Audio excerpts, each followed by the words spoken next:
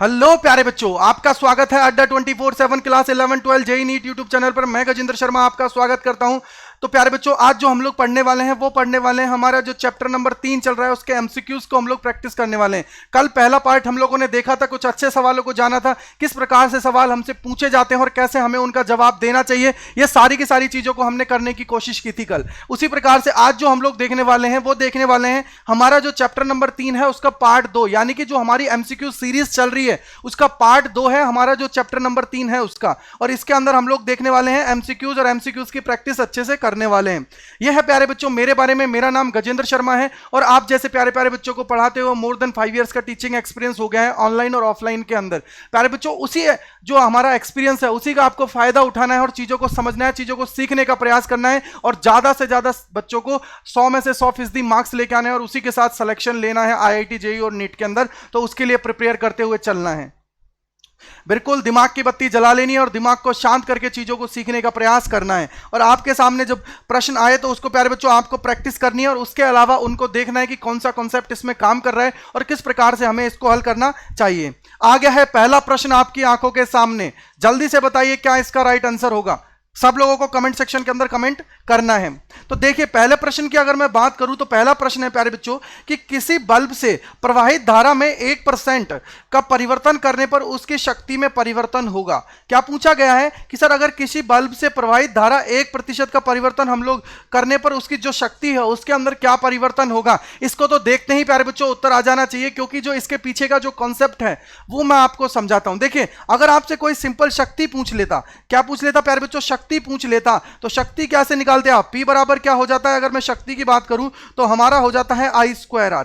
क्या हो जाता है, I²R हो जाता है। लेकिन हमसे यहां पूछा क्या गया है कि सर यहां पे हमें दिया गया है धारा में परिवर्तन कितना है, 1% का परिवर्तन है, उसके आधार पर हमसे पूछा है। तो याद रखिएगा, कभी भी ऐसा पूछा जाए तो शक्ति में जो परिवर्तन होता है, क्या होता है बेटा, शक्ति में जो परिवर्तन होता है, शक्ति में परिवर्तन वो हमारा बराबर होता है, शक्ति में परिवर्तन बराबर होता है बेटा हमारा कि सर हमारे कि 2 गुणे धारा में परिवर्तन, धारा में परिवर्तन, या हम लोग बोल सकते हैं धारा में प्रतिशत परिवर्तन। ये याद रखिएगा, जो प्रतिशत परिवर्तन है ना, इसको आपको याद रखना है, क्योंकि अगर आपसे परसेंट के अंदर दिया हुआ है, परसेंट के अंदर पूछा गया है, तो आपको ये सूत्र लगाना है। ये सूत्र आपको लगाना है, क्या हो जाएगा, 2 गुणे धारा में प्रतिशत परिवर्तन, यह आपको लगाना है। और इसके अंदर अगर मैं बात करूं तो देखिए इसके अंदर क्या है कि सर 2 गुणा करेंगे और कितना है, कितना प्रतिशत हमें परिवर्तन देखने को मिल रहा है, वो मिल रहा है हमें 1%। कितना मिल रहा है, 1% हमें देखने को मिल रहा है। अगर 1% है तो इसका मतलब क्या हो गया सर, इसको गुणा कर दीजिए 1% से गुणा कर दिया और इसका जो उत्तर आ जाएगा वो आ जाएगा 2%। यानी कि बेटा अगर हम लोग बात करें तो इसका बी उत्तर है वो बिल्कुल सही है। क्या है, इसका बी जो है वो बिल्कुल सही है। बी क्या है, इसका बिल्कुल सही है। ऐसे ही आपको सवालों को हल करना है, ऐसे ही सवालों को आपको हल करना है। कितना उत्तर आ गया है, 2% इसका उत्तर आ गया है। समझ में आ गया ना। बढ़ते हैं दूसरे सवाल की ओर। दूसरा सवाल आपसे क्या बोला गया है, बहुत अच्छा, बहुत प्यारा है, एक लाइनर क्वेश्चन है प्यारे बच्चों। ये आपसे बहुत बार पूछ लिया जाता है, बहुत बार पूछ लिया जाता है। क्या बोला है कि किसी फ्यूज तार के गलन से पहले उसमें बहने वाली धारा तार की त्रिज्या R के साथ किस संबंध से परिवर्तित होती है। क्या है, तार की त्रिज्या R के साथ किस संबंध से परिवर्तित होती है। सीधा सीधा है, कॉन्सेप्ट बेस्ड सवाल है। क्या है बेटा, कॉन्सेप्ट बेस्ड सवाल है। और इसके अगर मैं आंसर की बात करूं तो देखिए, अगर यहां पे मैं बात करूंगा तो ये हमारी क्या होती है, सुरक्षित धारा होती है। देखो क्या बोला गया है कि किसी फ्यूज तार के गलने से पहले उसमें बहने वाली धारा। अगर हम लोग बात करें किसी तार के गलने से पहले, अब गलने से पहले की बात आती है कि सर जब हमारी धारा होती है ज्यादा आती है तो हमारे तार को क्या कर देती है प्यारे बच्चों, मेल्ट कर देती है। क्या बोलती है उसको, क्या कर देती है, पिघला देती है। लेकिन उसने क्या बोला है, गलने से पहले उसमें बहने वाली धारा की बात की गई है, तो वो हमारी जो धारा होती है बेटा वो हमारी होती है बिल्कुल सुरक्षित धारा। क्या होती है सर, वो बिल्कुल सुरक्षित धारा होती है। अगर वो सुरक्षित धारा है तो क्या होगा, तार की त्रिज्या R के साथ किस संबंध से परिवर्तित होती है, वो हमारा जो परिवर्तित होती है बेटा वो हमारी होती है R की घात 3/2 से। क्या होती है, R की घात 3/2 से वो परिवर्तित होती है। क्या होती है, R की घात 3/2 से वो परिवर्तित होती है। बहुत अच्छा सवाल है, बहुत प्यारा सवाल था ये। अगर मैं अगले सवाल की बात करूं तो देखिए अगला सवाल थोड़ा लॉजिकल है, थोड़ा अच्छा सवाल है, क्योंकि यह सवाल है, यह आपसे बहुत बार पूछा जाता है। आंतरिक प्रतिरोध का जो सवाल है बहुत बार पूछा जाता है। अगर आप लोग पिछले बोर्ड के पेपर्स को उठाओगे तो उसके अंदर हर बार यह सवाल आपसे पूछा जाता है। आंतरिक प्रतिरोध पूछ लेगा, मैन प्रतिरोध पूछ लेगा, विद्युत वाहक बल पूछ लेगा, यानी कि जो सेल से रिलेटेड चीजें होती है ना उसके अंदर वो जरूर से जरूर पूछता है। सेल से रिलेटेड जितनी भी चीजें होती हैं उसके अंदर हमसे सवाल जरूर से जरूर पूछता है। अगर इस प्रकार के सवाल की बात आती है तो याद रखिएगा इसके अंदर एक संबंध हमारा बनता है। क्या बनता है? एक हमारा संबंध बनता है, वही संबंध हमें निकालना है। कैसे वो संबंध काम करता है? तो देखिए अगर मैं बात करूं सेल की, इससे रिलेटेड कुछ टर्म्स हैं वो मैं आपको बता देता हूं। सेल जो होता है बेटा, तो सेल के अंदर क्या होता है सर, हमारे क्या होती है, दो इलेक्ट्रोड्स होती हैं। क्या होती हैं? दो इलेक्ट्रोड्स होती हैं। अगर उन इलेक्ट्रोड्स की बात करूं उससे कोई बाह्य परिपथ नहीं लगा हुआ है। क्या है सर? वो जो दो इलेक्ट्रोड्स हैं अगर उनसे कोई बाह्य परिपथ नहीं लगा हुआ है, कैसे? देखिए मान लीजिए बेटा ये हमारे पास क्या है, ये हमारे पास क्या है सर, इसके अंदर दो इलेक्ट्रोड्स हैं। क्या है? ये दो इलेक्ट्रोड्स हैं इसके अंदर, ठीक है। ये क्या है? दो इलेक्ट्रोड्स हैं। ये इसके अंदर क्या है? दो इलेक्ट्रोड्स हैं। अगर इसके अंदर ये दो इलेक्ट्रोड्स हैं तो अगर इससे कोई बाह्य परिपथ नहीं जुड़ा हुआ है, क्या है? बाह्य परिपथ नहीं जुड़ा हुआ है, तो इन दोनों के बीच में जो पोटेंशियल डिफरेंस होता है ना उसको हम लोग बोल देते हैं वैद्युत वाहक बल। क्या बोल देते हैं? वैद्युत वाहक बल हम लोग बोल देते हैं। यानी कि ई हम लोग ई के द्वारा उसको दर्शाते हैं। किसके द्वारा दर्शाते हैं? ई के द्वारा दर्शाते हैं। और जब इससे बाह्य परिपथ जोड़ देते हैं, क्या होता है? जब बाह्य परिपथ जोड़ देते हैं तो हमारी जो वोल्टता है, यानी कि सर जो भी मान था हमने फिक्स किया था कि ये हमें कितना आउटपुट देगा जब ये पूरा तैयार हो जाएगा सेल, तो उसके बाद में मान लीजिए हमें 40 का आउटपुट देगा। क्या होगा बेटा? 40 का आउटपुट देगा, लेकिन हमें ऊपर तो मिला 30, 10 का लॉस हो गया। और वो जो 10 का लॉस होता है वो हमारा होता है अंदर की तरफ, यानी कि सर यही अंदर की तरफ वाली जो चीज होती है यही हमारी कहलाती है आंतरिक प्रतिरोध। क्या कहलाती है बेटा? आंतरिक प्रतिरोध हमारी कहलाती है। यानी कि सर जब धारा के मान में जो रुकावट पैदा करता है वो हमारा क्या होता है? प्रतिरोध होता है। और ये अंदर की तरफ उसके धारा के मार्ग में रुकावट उत्पन्न कर रहा है। किसकी वजह से? जो वैद्युत अपघट्य होता है उसकी वजह से। किसकी वजह से? जो हमारा वैद्युत अपघट्य होता है उसकी वजह से ये क्या करता है? हमारी धारा है उसके मार्ग में क्या करता है प्यारे बच्चों? अवरोध उत्पन्न करता है। अगर ये अवरोध उत्पन्न करता है धारा के मार्ग में, तो इसका मतलब क्या हुआ कि सर यहां पे भी कुछ ना कुछ लॉस होगा हमारी धारा का। अगर लॉस हो रहा है प्यारे बच्चों, यहां पे भी कुछ ना कुछ मान का लॉस होगा। अब हमारा जो V बराबर क्या होता है? आई आर होता है। सर I हमारी धारा है, R हमारा यहाँ प्रतिरोध है आंतरिक। तो इसका मतलब क्या हुआ सर? अगर यहाँ पे 10 का हो रहा है, यहाँ पे 10 है और ऊपर 30 हो रहा है, यानी कि सर ये पूरा मिला के होता कितना है? 40। पूरा मिला के होता कितना है? 40। और ये क्या होता है बेटा? ये हमारा होता है बाह्य प्रतिरोध के लिए। बाह्य प्रतिरोध के साथ यानी कि सर V बराबर वहां पे पोटेंशियल डिफरेंस हम लोग निकालेंगे, वो हमारा क्या होती है? टर्मिनल वोल्टता होती है। क्या होती है बेटा? टर्मिनल वोल्टता होती है। तीन चीज आपके काम की है हमारी है ई का मतलब वैद्युत वाहक बल, दूसरा है हमारा टर्मिनल वोल्टता। अब वैद्युत वाहक बल क्या हुआ सर? वैद्युत वाहक बल का मतलब है जब हमारी दोनों इलेक्ट्रोड्स हैं उससे कोई बाह्य परिपथ नहीं जुड़ा हुआ है और उन इलेक्ट्रोड्स के ऊपर हम लोग पोटेंशियल डिफरेंस देखते हैं, विभवांतर देखते हैं, तो वो हमारा कहलाता है ई वैद्युत वाहक बल। क्या कहलाता है? ई वैद्युत वाहक बल हमारा कहलाता है। और उसी प्रकार से जब मैं बाह्य परिपथ जोड़ देता हूं तब हम लोग पोटेंशियल डिफरेंस निकालते हैं, तो वो हमारी कहलाती है टर्मिनल वोल्टता। क्या कहलाती है? टर्मिनल वोल्टता कहलाती है। तो आंतरिक प्रतिरोध समझ में आ गया सर, जो अंदर की तरफ लॉस होता है। यानी कि जो ई बराबर हमारा होता है ना बेटा, ये हमारा हो जाता है आई आर प्लस छोटा r, ये हमारा होता है। और इन दोनों का जो कॉम्बिनेशन होता है ये हमारा होता है V, यानी कि इसको हम लोग बोल देते हैं टर्मिनल वोल्टता।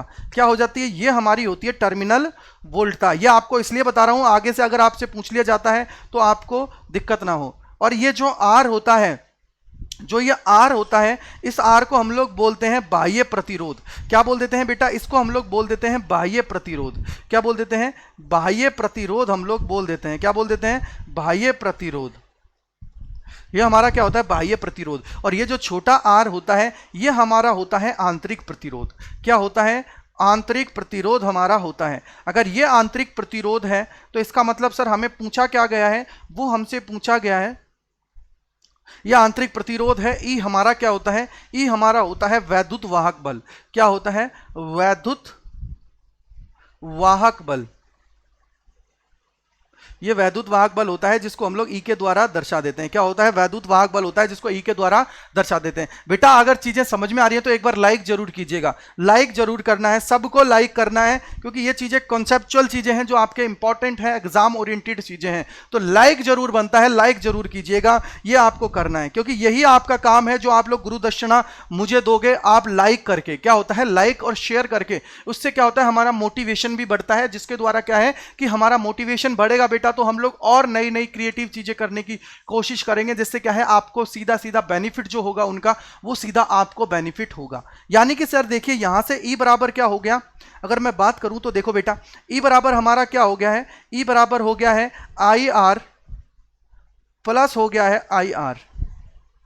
ठीक है, यानी कि सर ई क्या होता है? ई हमारा है प्यारे बच्चों ये 2.1 वोल्ट का एक सेल, यानी कि सर ये क्या है? 2.1 है, यानी कि ये हमारा क्या है? ई का मान है। एक सेल की बात की गई है, क्या बोली है? एक सेल की, यानी कि सर वो हमारा क्या है? वैद्युत वाहक बल। क्या है? वैद्युत वाहक बल, यानी कि इसको हम लोग क्या लिख देंगे? 2.1। क्या लिख देंगे? 2.1। आई कितना है बेटा? 2.2। ये है धारा 10 ओम के प्रतिरोध से गुजरती है, यानी कि जो प्रतिरोध जो है ये किस प्रतिरोध से गुजर रही है? जो बाह्य प्रतिरोध है बड़ा आर है। याद रखिएगा गुजरने का मतलब है वो ऊपर वाले से गुजर रही है, इंटरनली तो वो जा ही रही है। आंतरिक प्रतिरोध उसने पूछ लिया, इसका मतलब जो आर दे रखा है वो हमारा क्या है बेटा? वो हमारा है बाह्य प्रतिरोध। क्या है? बाह्य प्रतिरोध, यानी कि 10 प्लस आई का मतलब कितना हो गया है? 0.2 हो गया है, और गुणा है छोटा आर, गुणा है छोटा आर, यानी कि सर ये हम आर रख लेंगे।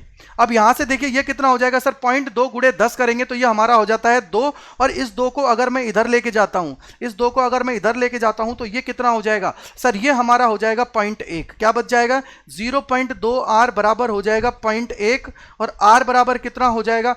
0.1 बटे 0.2। 0.1 बटे 0.2, पॉइंट से पॉइंट कट गया, 1 बटे 2 का मतलब होता है 0.5 ओम।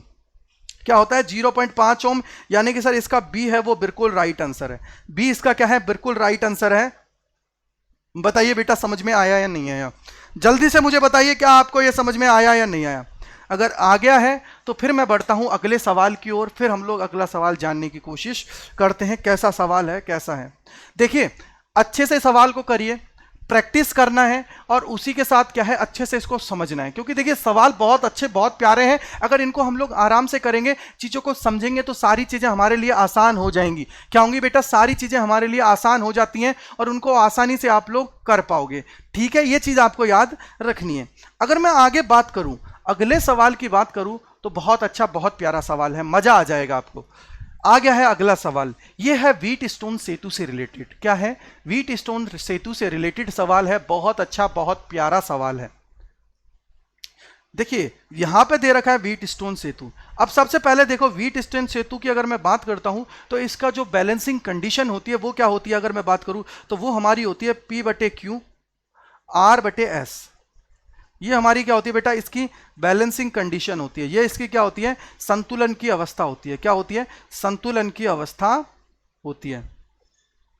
ये हमारी क्या होती है? संतुलन की अवस्था होती है। ये हमारी क्या होती है? संतुलन की अवस्था होती है। अगर ये संतुलन की अवस्था है तो अब देखिए क्या होगा। ये हमने क्या निकालना है? संतुलन की अवस्था निकाल ली है। क्या निकाल ली है? संतुलन की अवस्था मैंने निकाल ली है। अगर ये संतुलन की अवस्था है तो अब देखिए क्या क्या दे रखा है। सर हमें क्या दे रखे हैं कि इसके अंदर लगे 4 प्रतिरोध हैं। 4 प्रतिरोध कौन कौन से हैं बेटा? ये है हमारा PQRS।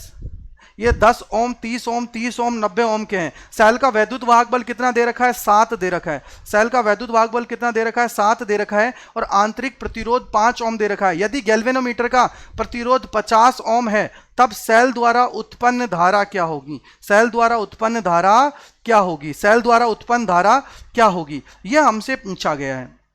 ये हमसे पूछा गया है। ये हमसे पूछा गया है। अगर बेटा अगर हम लोग इसके अंदर बात करें तो इसके अंदर हमें क्या करना है? सबसे पहले हमें जो चारों प्रतिरोध दे रखे ना बेटा, उनके द्वारा हमें क्या करना है? आर इक्विवेलेंट निकालना है। क्या निकालना है? आर इक्विवेलेंट हमें निकालना है। क्या निकालना होता है? आर इक्विवेलेंट हमें निकालना है। और आर इक्विवेलेंट जब हम लोग निकालेंगे तो उससे हमारा काम आसान हो जाता है। क्या होता है? आर इक्विवेलेंट जैसे ही हम लोग निकालेंगे उससे काम हमारा आसान हो जाता है। कैसे हो जाता है? देखिए आर इक्विवेलेंट की अगर मैं बात करता हूं तो यहां से अगर मैं देखूं तो आर इक्विवेलेंट का क्या होता है? आर इक्विवेलेंट का जो फॉर्मूला होता है ना वो हमारा होता है P+Q R+S बटे में आ जाता है P plus Q plus R plus S, ये हमारा क्या होता है, आर इक्विवेलेंट का फॉर्मूला होता है। क्या होता है, आर इक्विवेलेंट का फॉर्मूला होता है। और यहाँ पे बोला गया है उत्पन्न धारा। उत्पन्न धारा का मतलब क्या हो गया है, ई बराबर हमारा क्या हो जाएगा सर, आई है, और इसके साथ आ जाएगा आर इक्विवेलेंट प्लस आ जाएगा छोटा आर, ये हमारा आ जाएगा। यानी कि आई हम लोग निकालना चाहते हैं तो ये हमारा क्या हो जाता है, ई बटे हो जाएगा आर इक्विवेलेंट प्लस छोटा आर, ये हमें निकालना है और उसके द्वारा चीजों को देखना है। तो सबसे पहले देखिए हमें क्या क्या दे रखा है और क्या नहीं दे रखा है। यहां पे हमें जो दे रखा है, यहां पे ई का मान भी दे रखा है। ई का मान कितना है, ई का मान है 7 वोल्ट। क्या है, ई का मान है 7 वोल्ट। आई भी हमें दे रखा है, क्या दे रखा है, आई भी। आई हमें नहीं दे रखा है, आई हमें क्या करना है, फाइंड करना है। बड़ा आर हम लोग निकालना है और छोटा आर जो है वो है आंतरिक प्रतिरोध, यानी कि ये हमें दे रखा है 5। कितना दे रखा है, 5 ओम हमें दे रखा है। कितना दे रखा है, 5 ओम हमें दे रखा है। तो अब देखिए सवाल क्या कहता है, अब देखिए सवाल क्या कहता है, P plus Q R plus S. तो P प्लस क्यू, तो देखिए यहां पे क्या है सर, P प्लस क्यू है, तो P का मान कितना है, P हमारा दे रखा है 10, प्लस में कितना हो जाएगा, आगे दे रखा है सर Q हमें दे रखा है 30। कितना दे रखा है, 30। आर 30 और एस हो जाएगा 90। बटे में क्या हो जाएगा, बटे में हो जाएगा 10 प्लस 30 और प्लस 90, प्लस 90 हमारा हो जाएगा। ये हमारा हो जाएगा। ये सूत्र याद रखिएगा, कभी इस प्रकार की आपकी सिचुएशन आ जाती है जहां पे आर इक्विवेलेंट आपको निकालना है तो आर इक्विवेलेंट इस प्रकार से ही आपका निकलेगा। आर इक्विवेलेंट जो निकलेगा वो इस प्रकार से ही निकलेगा, इसलिए आपको ये सिचुएशन याद रखनी है। ये सिचुएशन क्या करनी है बेटा, याद रखनी है, जिसके द्वारा आप लोग चीजों को निकाल पाओगे। तो देखिए क्या होगा कि सर इनको अगर मैं जोड़ता हूं तो कितना हो जाएगा, 40, और ये हमारा कितना हो जाएगा, अगर मैं बात करूं तो ये हमारा हो जाता है 40 और ये हो जाता है 120। यानी कि सर ये हमारा कितना हो गया है, 40 गुणे में 120 और बटे में कितना आ जाएगा, 10 और 30 40, 70 और 90 160। कितना आ जाएगा, 160। 1 0 से 1 0 गई, 4 तिया 12, 4 चौक 16, 4 से ये काटा 10 बार, तो यानी कि 10 गुणे 3 करोगे तो कितना आ जाएगा, 30 ओम। कितना आ जाएगा बेटा, 30 ओम हमारा आ जाएगा। कितना आ जाएगा, 30 ओम हमारा आ जाएगा। कितना आ जाएगा, 30 ओम हमारा आ जाएगा। अगर 30 ओम आ जाता है तो इसका मतलब क्या हुआ सर, ये हमें मिल गया है आर इक्विवेलेंट। क्या हो गया, आर इक्विवेलेंट मिल गया है, यानी कि आर तुल्य मिल गया है। क्या मिल गया है, आर तुल्य हमें प्राप्त हो गया है। इसको आप लोग तुल्य भी बोल सकते हो। क्या बोल सकते हो, तुल्य भी बोल सकते हो। आर तुल्य भी बोल सकते हो, आर इक्विवेलेंट भी बोल सकते हो, आपको कोई दिक्कत नहीं है। आप जो चाहो वो बोल सकते हो, जो चाहो वो बोल सकते हो। देखिए जिनको भी आर इक्विवेलेंट समझ में आ रहा है तो आर इक्विवेलेंट रखिए, जिनको आर तुल्य समझ में आ रहा है तो वो आर तुल्य रखिए। जिससे क्या होगा कि आपको ये कंसेप्ट है जो मैं समझाना चाहता हूं वो आपको समझ में आ जाएगा। जो कंसेप्ट मैं समझाना चाहता हूं वो कंसेप्ट आपको समझ में आ जाएगा। तो देखिए यहां से क्या बन जाएगा सर, अगर यहां से मैं निकालता हूं तो देखिए आगे यहां से अगर मैं देखता हूं तो क्या हो जाएगा, आई बराबर क्या हो जाएगा, ई। ई कितना है, 7। कितना है, 7। बटे में क्या है, बटे में कितना है, बटे में हमारा आर इक्विवेलेंट। आर इक्विवेलेंट कितना निकाला है, 30। आर इक्विवेलेंट कितना निकाला है, 30 प्लस छोटा आर, यानी कि आंतरिक प्रतिरोध कितना है, 5। कितना है, 5। यहां से कितना हो जाएगा, 7/35। क्या हो जाएगा, 7/35 हमारा हो जाएगा। क्या हो जाएगा, 7/35 हमारा हो जाएगा। अगर ये 7/35 है तो अब देखिए क्या है, 7/35 हो गया तो 7 से काट दो, 7 एकम 7, 7 पंजे 35, 1/5 कितना आ गया है, 1/5 आ गया है। और 1/5 है, यानी कि सर इसको हम लोग बोलेंगे तो क्या हो जाएगा, 1/5 है तो इसका मतलब क्या हो गया है सर, 1 में अगर मैं 5 का भाग देता हूं तो ये हमारा आ जाता है 0.2 एम्पियर। 0.2 एम्पियर आपका आ जाएगा। कितना आ जाएगा, 0.2 एम्पियर आ जाएगा। तो इसका मतलब क्या हुआ, इसका बी बिल्कुल राइट आंसर है। क्या है, बी इसका बिल्कुल राइट आंसर है, एकदम एक्यूरेट आंसर है बी। ये समझ में आया है नहीं आया, ये समझ में आया है या नहीं आया है, बताइए, ये समझ में आया है या नहीं आया है। बहुत अच्छा, बहुत प्यारा सवाल था, करने में मजा भी आपको आया होगा। जल्दी से मुझे बताइए क्या आपको ये समझ में आया है या नहीं आया। अगर आ गया है तो बहुत बहुत अच्छी बात है बेटा।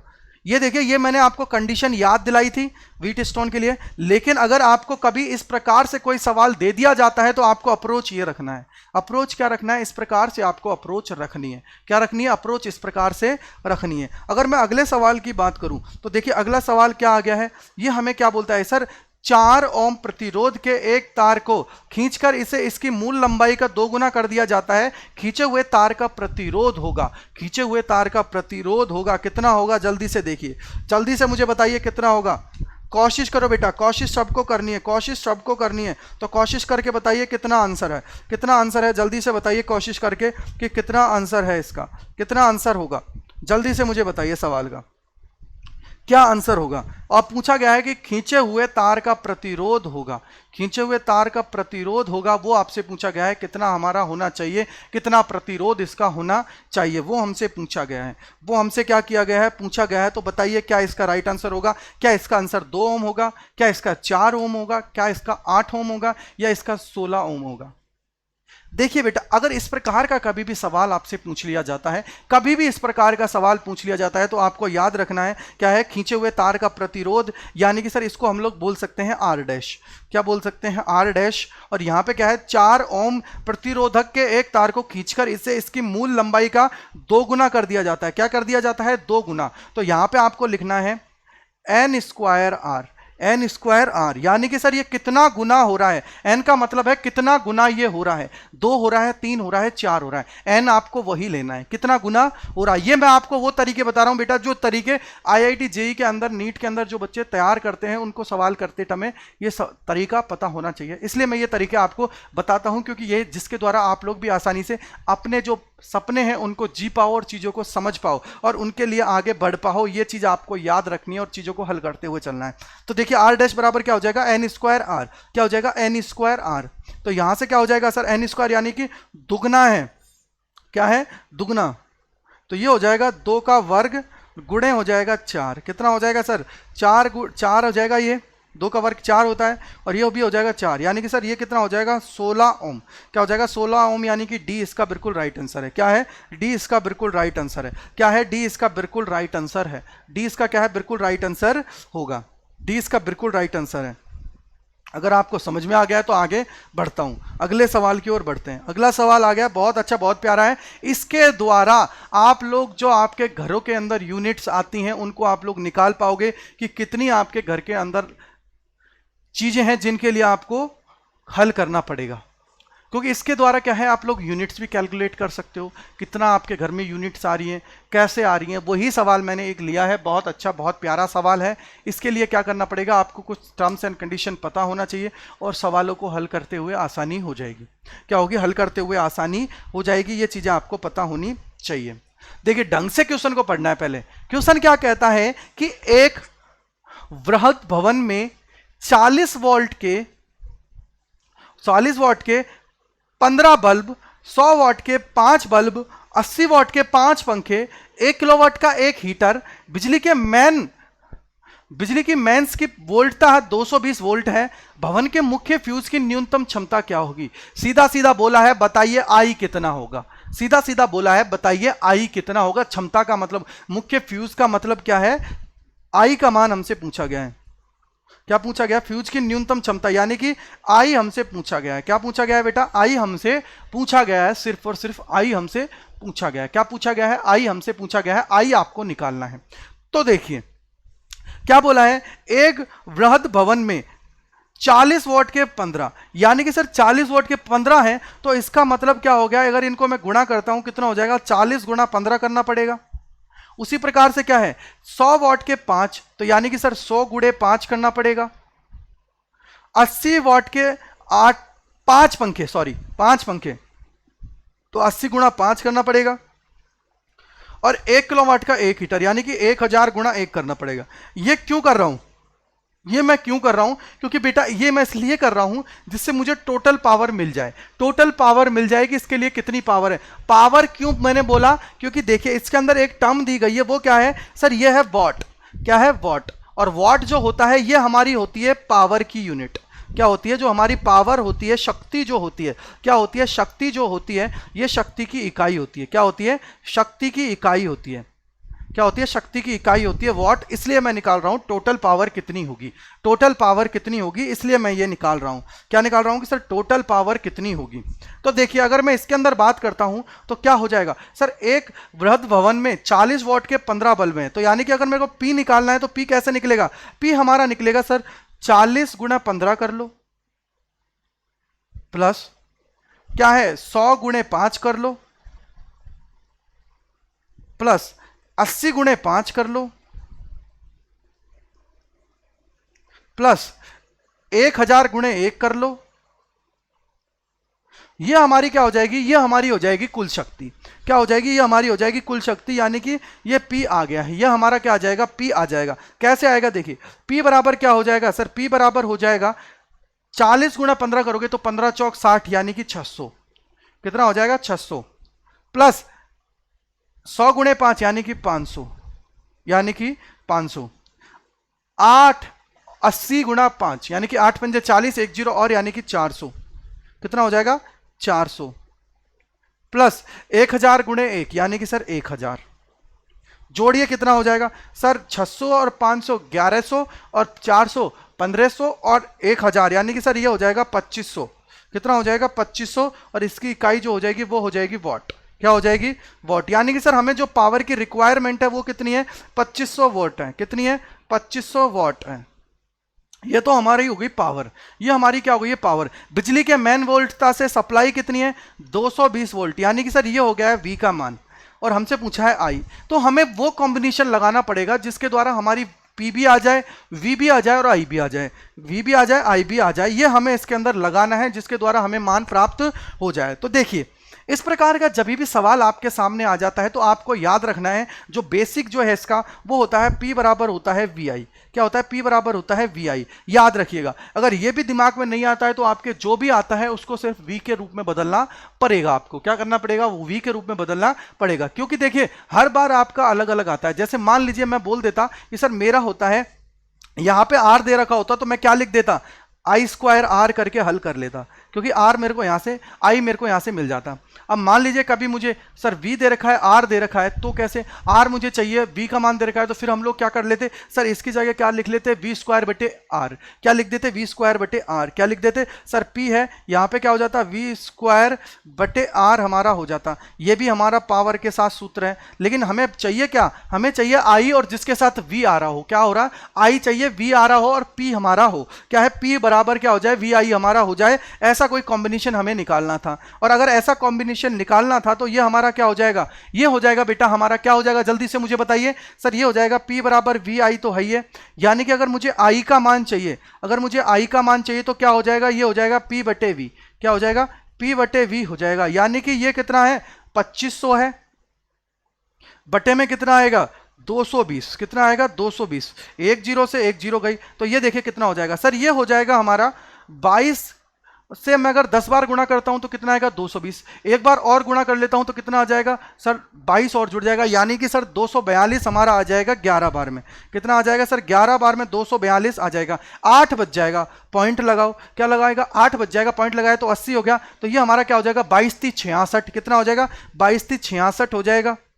14 बच गया, कितना बच गया 14 बच गया। अब 14 का मतलब क्या हो गया 140, 14 का मतलब क्या हो गया 140, और इसको अगर मैं देखता हूं तो कितना हो जाएगा सर, अगर इसको मैं देखता हूं तो क्या हो जाएगा बेटा, ये हमारा हो जाएगा, अगर मैं बात करूं तो 22 का भाग अगर मैं 140 में देता हूं तो 22 पंजे कितना होता है 110 हो गया, और फिर उसमें 22 और जोड़ेंगे तो कितना हो जाएगा 110 और 22 हम लोग जोड़ देते हैं तो कितना हो जाएगा 132, यानी कि सर हमारा कितनी बार चला जाएगा 6 बार चला जाएगा, कितनी बार चला जाएगा 6 बार चला जाएगा, ये हमारा आ जाएगा एम्पियर। लेकिन प्यारे बच्चों देखिए ये हमारा क्या है, ये हमारी मान निकला है I का मान, लेकिन हमेशा याद रखिएगा आपको क्या करना होता है, इससे अगला वाला मान आपको लेना होता है, यानी कि सर इसका जो राइट आंसर है वो हमारा हो जाएगा 12 एम्पियर। क्या हो जाएगा 12 एम्पियर, ये हमारी क्या है न्यूनतम क्षमता होगी, क्या होगी न्यूनतम क्षमता क्षमता है, ये हमारी क्या होगी बेटा, इसकी न्यूनतम क्षमता होगी। कितनी होगी, ये न्यूनतम होगी। अगर मुझसे अधिकतम पूछता इनके अंदर तो अधिकतम में मैं 14 लगा के चला जाता, अधिकतम में क्या होता, मैं 14 लगा के चला जाता, लेकिन हमसे पूछी गई है न्यूनतम क्षमता। क्या पूछी गई है, न्यूनतम क्षमता पूछी गई है, इसलिए मैं क्या लगा गया, 12 एम्पियर मैंने लगा दिया। क्या लगा दिया, 12 एम्पियर। न्यूनतम क्षमता का मतलब क्या हुआ कि ये इतना काम कर दे, ये क्या है, इतना काम कर दे, उसके लिए न्यूनतम क्षमता क्या होती है वो मैंने इसके अंदर निकाल दी है, वो मैंने क्या किया, इसके अंदर निकाल दिया। अगर मैंने निकाल दिया तो इसका मतलब इसका क्या हो गया, 12 एम्पियर हमारा हो गया है। क्या हो गया, 12 एम्पियर हमारा हो गया है। तो प्यारे बच्चों, ये है हमारा टेलीग्राम चैनल। आप सभी को टेलीग्राम चैनल को ज्वाइन कर लेना है, जिससे क्या है आप लोग आसानी से हमारे जो नोट्स हैं, पीडीएफ्स हैं, उनको आसानी से एक्सेस कर पाओ, आसानी से चीज़ों को तैयार कर पाओ। और उसके अलावा जो हमारे क्यूजेज होते हैं, जो भी लेटेस्ट इन्फॉर्मेशन होती है आपसे एग्जाम से रिलेटेड या फिर आपके पढ़ाई से रिलेटेड, वो सारी की सारी उस ग्रुप के अंदर हम लोग पुट कर देते हैं। वहाँ पर आप आसानी से अपनी जो लेटेस्ट इन्फॉर्मेशन है, पीडीएफ है, नोट्स हैं, सारी चीज़ें उनको ग्रैब कर पाओगे, आसानी से प्राप्त कर पाओगे। तो उसके लिए क्या है, आपको सिर्फ ये ज्वाइन करना है और उससे आपको बहुत फायदा होने वाला है। और उसके अलावा अगर मैं बात करूं तो डिस्क्रिप्शन बॉक्स में एक व्हाट्सएप लिंक भी दे रखा है बेटा, उसको ज्वाइन कर लीजिए ग्रुप को। उससे बेनिफिट यह है कि जब भी आप लोग को कोई सवाल होता है, कोई भी क्वायरी होती है, तो आप लोग मुझसे आसानी से पूछ पाओगे, उनका जवाब मैं आपको आसानी से दे पाऊंगा और आराम से आपको सारी जो आपकी पढ़ाई के अंदर रुकावटें होती हैं वो रुकावटों का सामना नहीं करना पड़ेगा, आप सारी चीज़ों को आसानी से कर पाओगे। तो इसलिए आपको ये ज्वाइन कर लेना है। यह है प्यारे बच्चों विजय बैच आपके लिए, जो आपके लिए बोर्ड के एग्जाम में आपको टॉप कराने के लिए, आपके मैक्सिमम मार्क्स दिलाने के लिए चलाया गया है। जिसके अंदर हम लोग बात करें तो हमारी जो एमसीक्यू सीरीज है वो आपकी 9 से 10 बजे एमसीक्यू सीरीज जो चलती है, 12th की मैं बात करूं। और उसके अलावा जो हमारी लाइव क्लास होती है वो 1 से 2 बजे आपकी लाइव क्लास चलती है। तो इस लाइव क्लास में जिनको भी अपने कंसेप्ट में दिक्कत है, कोई भी दिक्कत है, वो आप लोग इसकी लाइव क्लास लीजिए। अगर कोई IIT JEE को टारगेट कर रहा है तो 11th क्लास, पता है प्यारे बच्चों सबने किसी ने पढ़ा नहीं है इतने अच्छी से, तो 11th क्लास की क्लासेज हैं वो 5 से 6 बजे चलती हैं, तो उनको भी आपको ज्वाइन करना है, जिससे क्या है आप लोग आसानी से अपने जो पढ़ाई है उनको तैयार कर पाओ।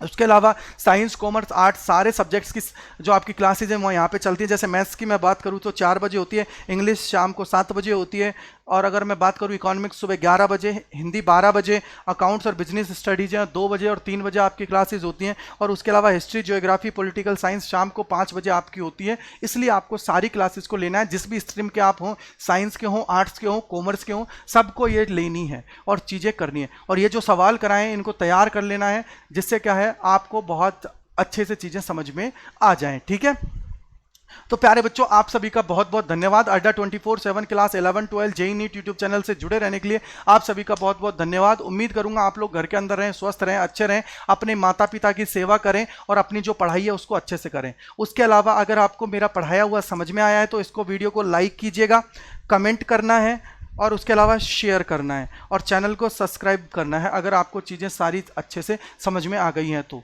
जुड़ना ना भूलें लाइव क्लास के लिए 1 से 2 बजे हमारी जो कंसेप्चुअल क्लास है, और उसके अलावा MCQs हमारी जो लाइव क्लास होती है 9 से 10 बजे होती है। तो अब मिलेंगे प्यारे बच्चों आपसे मंडे के दिन इसी जोश और इसी उत्साह के साथ। आप सभी का बहुत बहुत धन्यवाद प्यारे बच्चों। उम्मीद करूँगा आप लोग अच्छे से रहें। आप सभी का बहुत बहुत धन्यवाद प्यारे बच्चों।